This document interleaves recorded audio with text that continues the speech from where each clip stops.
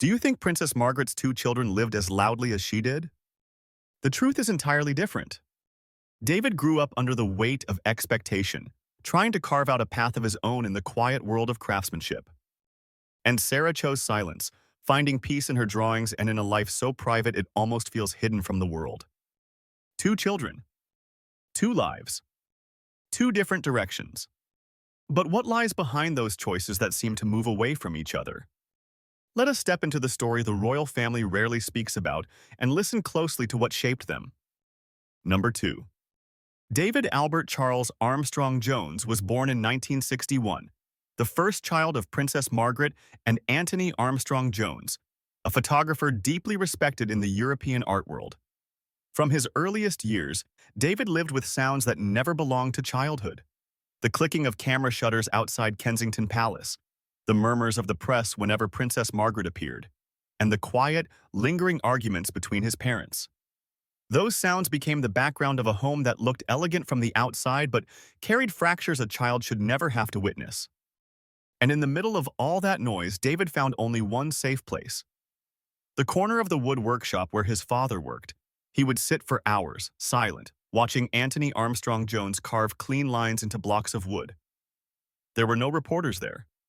No questions chasing after his mother. No arguments echoing through Kensington. Only the gentle sound of wood meeting wood, the one sound that never frightened him.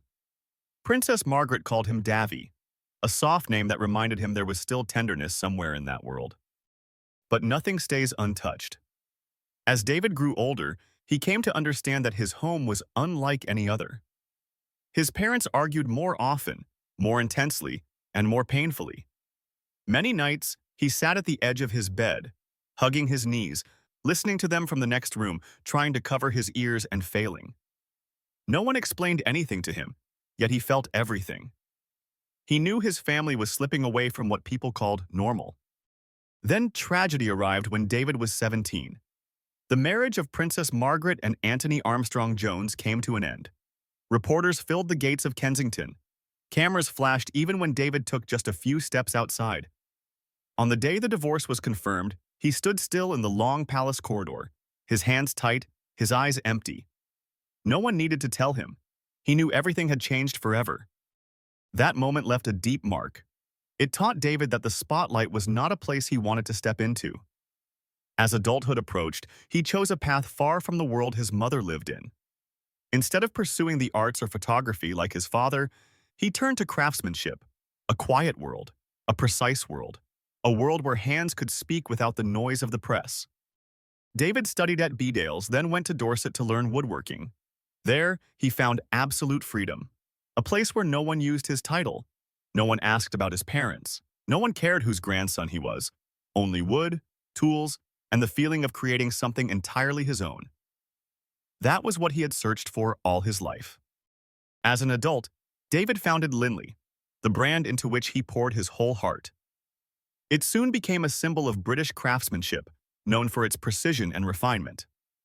But the success did not last forever. From 2010 to 2012, Linley faced a severe financial crisis. There were days when David sat alone in his office, looking at endless red numbers on the reports, knowing that everything he had built could fall apart. It was not just financial loss. It was the pain of someone who tried to build a life separate from royal fame and nearly watched it crumble.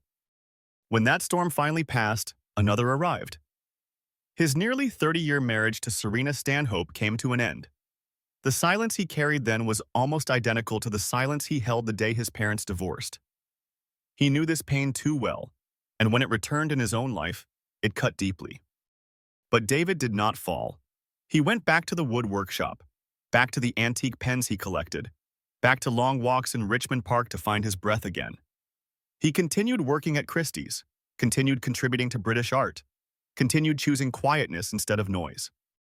When Princess Margaret passed away in 2002, David placed his hand on her coffin in a moment many still remember, a small gesture that held everything he could not say.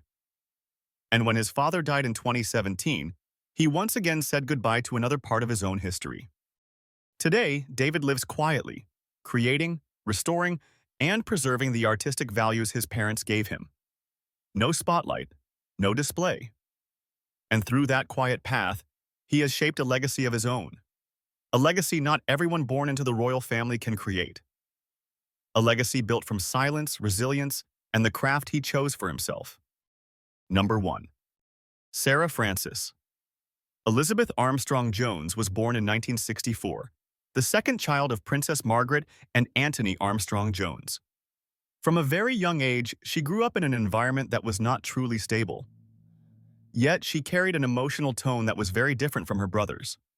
Sarah was the child who always sought quietness, sitting by the window with a sketchbook in her hand, quietly observing the world in her own way. A turning point came when Sarah was only 14. It did not arrive with loud noises or visible tension, but with silent changes in the family atmosphere. The growing distance between her parents stretched over many years, and even without an explanation, she could sense something shifting. In 1978, when the divorce was announced, Sarah strolled through the hallway of Kensington Palace, feeling her childhood close in quietness. It was not an outburst of emotion, but a deep and lingering sense of loss. After the divorce, expectations surrounding royal children still shaped her life, but Sarah chose a different direction. She did not confront her mother's immense fame, nor did she attempt to step beyond anyone's shadow. Instead, she stepped back, keeping her world small and peaceful. Within that small world, art became her refuge. Since childhood, Sarah had always carried a sketchbook. The afternoons spent next to the Queen Mother at Clarence House formed some of the warmest memories of her life. In the quiet garden, she sketched what she felt rather than speaking it, not to impress or perform, but simply to keep her inner self balanced. Her education followed the same gentle rhythm. At Bedales, then at Camberwell School of Art and the Royal Academy Schools, she learned what she truly loved. She had no burden other than becoming an honest and dedicated artist. Everywhere she went, she moved with calmness, without making a sound, without seeking attention. As an adult, she became a professional artist exhibiting in London. Her work was described as precise and delicate, reflecting her true nature, not showy, not attention-seeking, but quietly resonant. A significant moment came in 2002. Princess Margaret passed away after a long period of declining health. Sarah stayed by her side, holding her mother's hand as if protecting something sacred. After the funeral, she quietly gathered her mother's belongings and kept the old paintbrush that Margaret cherished. It was a silent moment, yet it revealed the depth of their bond in a way no words could ever convey. In 2017, her father, Anthony Armstrong Jones, passed away. Their relationship had always been gentle and respectful, and his death closed an essential chapter in Sarah's life. As she had done with every loss before, she faced it with the steadiness of someone familiar with grief, yet still able to keep softness in her heart. After Princess Margaret's passing, Sarah became vice president of the Royal Ballet, a role that had long been associated with her mother. Through this position, she continued contributing to British art, not through frequent public appearances, but through quiet dedication and steady work.